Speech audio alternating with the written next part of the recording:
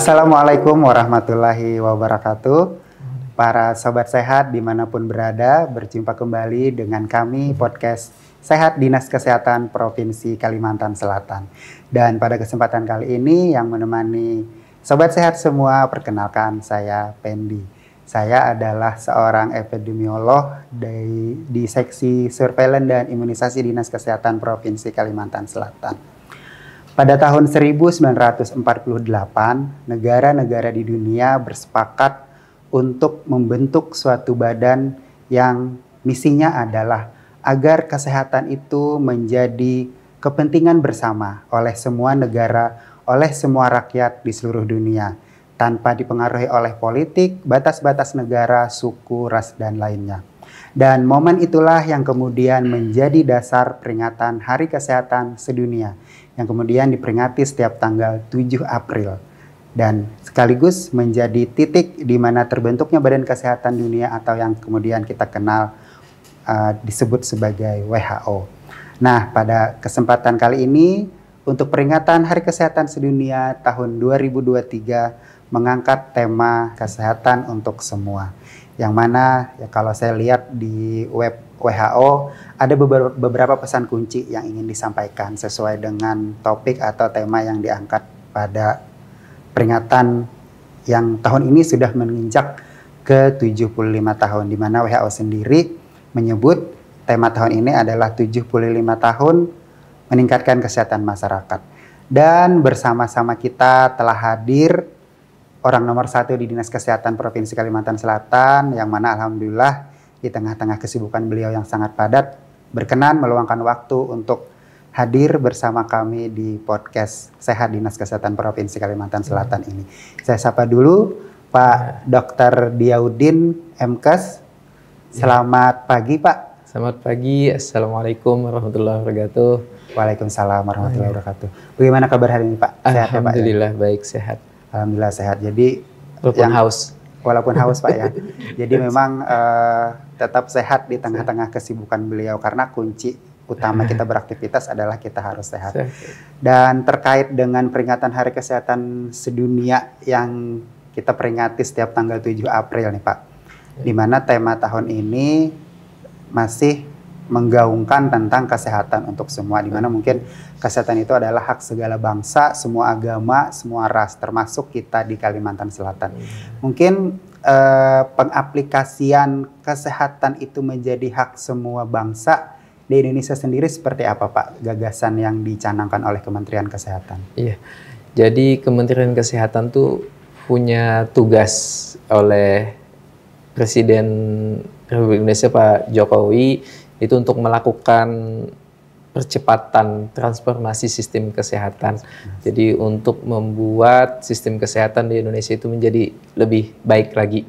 Nah, kalau Kementerian Kesehatan itu menyanangkan ada 6 transformasi sistem kesehatan. Yang pertama itu transformasi layanan primer, kemudian transformasi layanan rujukan, kemudian transformasi sistem ketahanan kesehatan, transformasi sistem pembiayaan kesehatan, transformasi SDM kesehatan, kemudian transformasi teknologi kesehatan. Jadi 6 pilar transformasi ini yang saat ini sedang dilaksanakan oleh kita semua insan kesehatan, mulai dari Kementerian Kesehatan Pusat yang tentunya kita lanjutkan di daerah, di provinsi, melalui Dinas Kesehatan Provinsi dan juga ke Dinas Kesehatan Kabupaten Kota di seluruh Indonesia. Ya, seperti itu ya. Jadi transformasi namanya Pak. Ya. Jadi tadi sepertinya kalau saya tahunya Pak, kalau ingat kata transformasi ini, saya ingatnya film Hollywood Transformer. Jadi di Transformer itu kita lihat sendiri artinya transformasi ini bukan sekedar berubah, tapi berubahnya itu harus berubah ke arah yang lebih baik. Tadi Bapak sebutkan ada 6 pilar ya Pak ya. Transformasi, di mana salah satunya itu adalah transformasi layanan primer. Nah, primer ini mungkin utama ya Pak ya, atau dasar ya Pak ya. Layanan dasar. Di mana mungkin kita paham bersama bahwa kekuatan kita untuk kondisi geografis seperti Indonesia yang banyak kepulauan, termasuk Kalimantan Selatan mungkin yang masih banyak daerah-daerah terpencil, di mana layanan primer yang dalam hal ini mungkin puskesmas adalah powernya ya Pak ya untuk membangun kesehatan. Mungkin kira-kira apa saja nih Pak yang perlu? Mungkin kan puskesmas kita sudah bagus. Kira-kira apa saja yang perlu ditingkatkan lagi untuk transformasi layanan primer ini? Ya, jadi di dalam transformasi layanan primer itu ada edukasi terhadap penduduk, edukasi kesehatan terhadap penduduk, kemudian ada pencegahan primer, ada pencegahan sekunder, dan juga meningkatkan kapasitas dan kapabilitas layanan primer. Bentuknya adalah mendekatkan layanan langsung ke masyarakat. Nah, dalam hal ini salah satu yang sudah diuji coba dan termasuk Kalimantan Selatan itu salah satu tempat yang dipilih untuk menjadi uji coba, yaitu di Puskesmas Telaga Bauntung, Kabupaten Banjar, itu jadi uji coba, yaitu Posyandu Prima. Nah, Posyandu Prima itu saat ini sudah berubah lagi namanya menjadi Pustu Prima, di mana itu nantinya setiap desa itu punya Pustu Prima. Jadi di Pustu Prima itu ada 2 tenaga kesehatan, kemudian dibantu kader di sana, dan ini kegiatannya hampir sama dengan puskesmas. Nah, ini niatnya adalah supaya masyarakat desa, dusun itu tidak perlu jauh-jauh ke puskesmas, dia bisa mengakses layanan kesehatan langsung di desanya. Kecuali nantinya ada hal-hal yang dibutuhkan untuk penanganan lebih lanjut baru sampai ke puskesmas.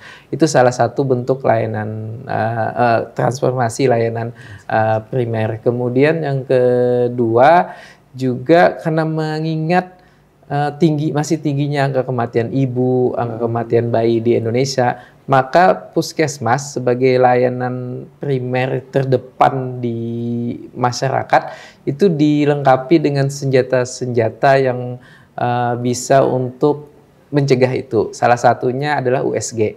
Jadi USG nantinya dan saat ini sudah berjalan akan dimiliki oleh semua puskesmas dan juga tenaga dokternya akan dilatih. Nah, ini untuk supaya ibu hamil itu yang ketika hamil ketahuan kalau ada kalau ada masalah di janinnya atau di kandungannya.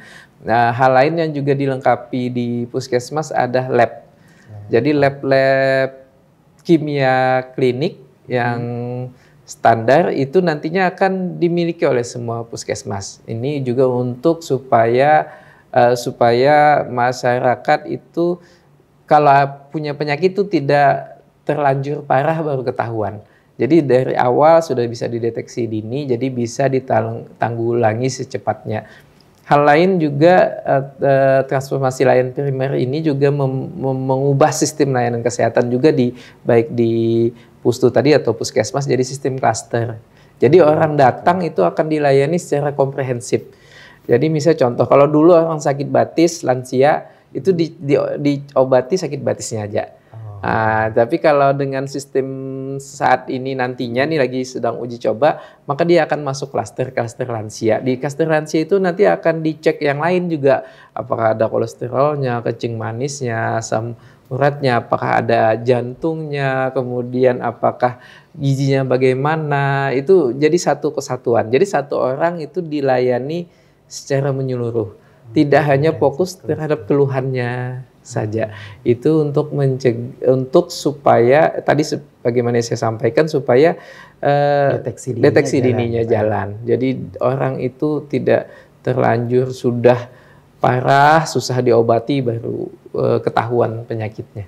Itu yang di primer. Lanjutnya di rujukan. Kalau di rujukan ini fokusnya rumah sakit. Jadi nantinya fokus ke penyakit yang butuh biaya banyak dan penyakitnya banyak ditemukan.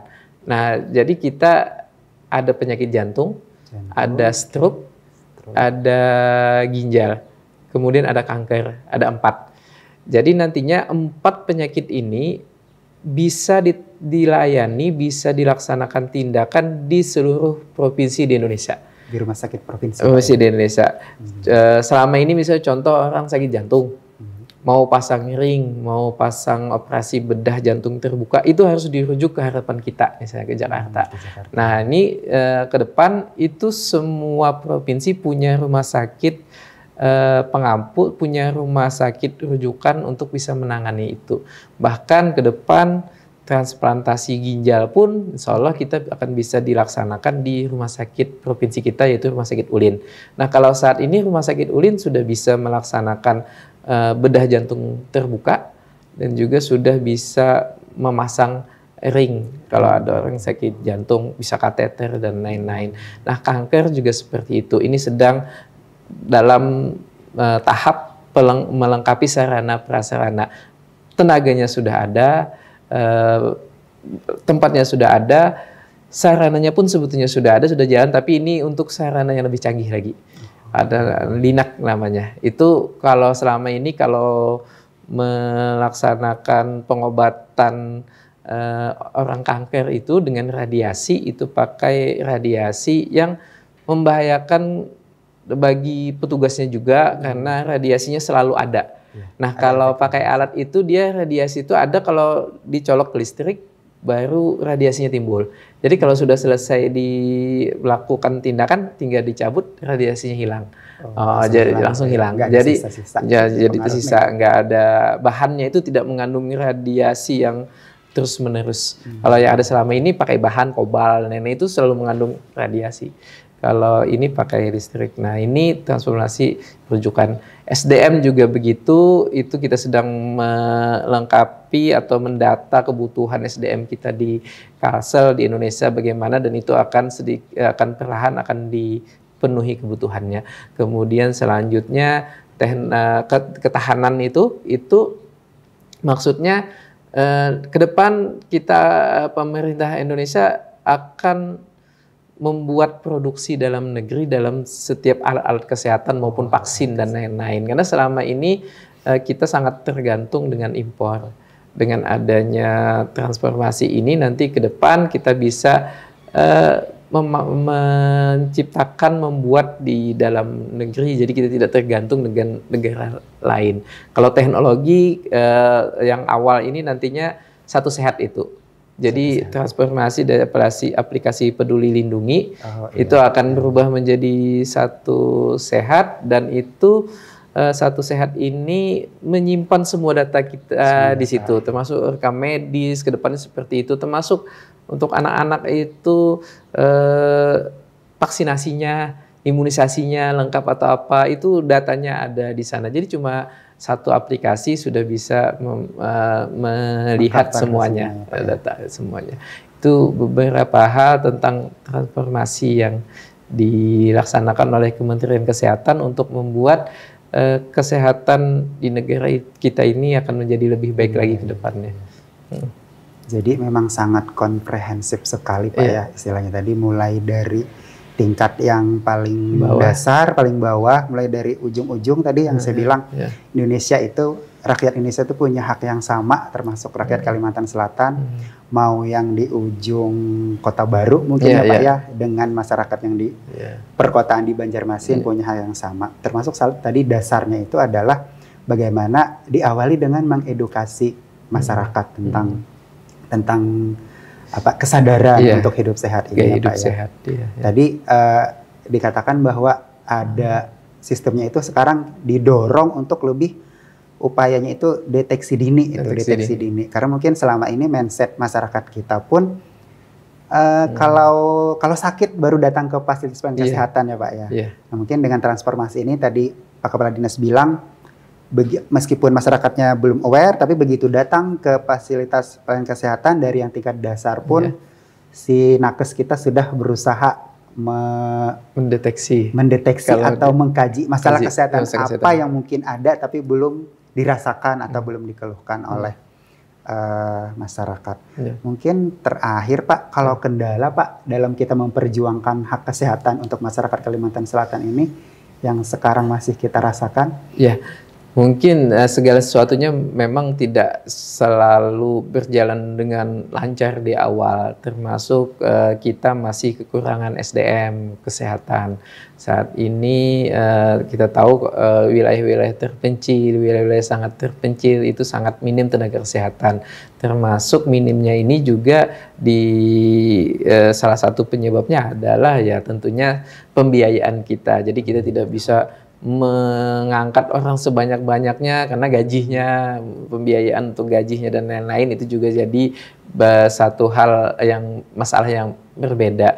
Tapi tentunya kita tetap perlahan-lahan akan menuju hal yang lebih baik tersebut. Salah satunya adalah sesuai kemampuan pemerintah Provinsi Kalimantan Selatan, kita saat ini kan punya tenaga kesehatan yang namanya Tuksus, penugasan khusus. Penugasan khusus itu kita tempatkan di wilayah-wilayah terpencil di kabupaten kota. Nah, itu saat ini yang terdata yang punya kita ada 491. Dan tenaga-tenaga yang lain itu tentunya perlahan kita koordinasi dengan kabupaten kota, koordinasi dengan pusat supaya bisa dipenuhi. Itu salah satu kendala, itu tenaga. Yang kedua memang kita masih butuh effort, butuh semangat, butuh perjuangan untuk mengedukasi masyarakat. Itu tetap terus-menerus harus kita lakukan untuk bisa melaksanakan gaya hidup sehat dan bersih. Ini juga masih terus kita galang, walaupun ini sudah zaman milenial, tapi itu tetap jadi masalah di kita. Karena hoax-hoax tentang kesehatan juga banyak. Jadi kadang-kadang kita mengedukasi tentang kesehatan itu selalu berjuang atau bersaing dengan hoax-hoax. Ya, yang tantangannya ya masa lalu. Dan salah satu yang kita himbau tentunya untuk melakukan pencegahan atau penyakit supaya tidak sampai parah baru ketahuan, ya rajinlah untuk melakukan pemeriksaan kesehatan ke puskesmas atau ke pustu terdekat. Mungkin itu.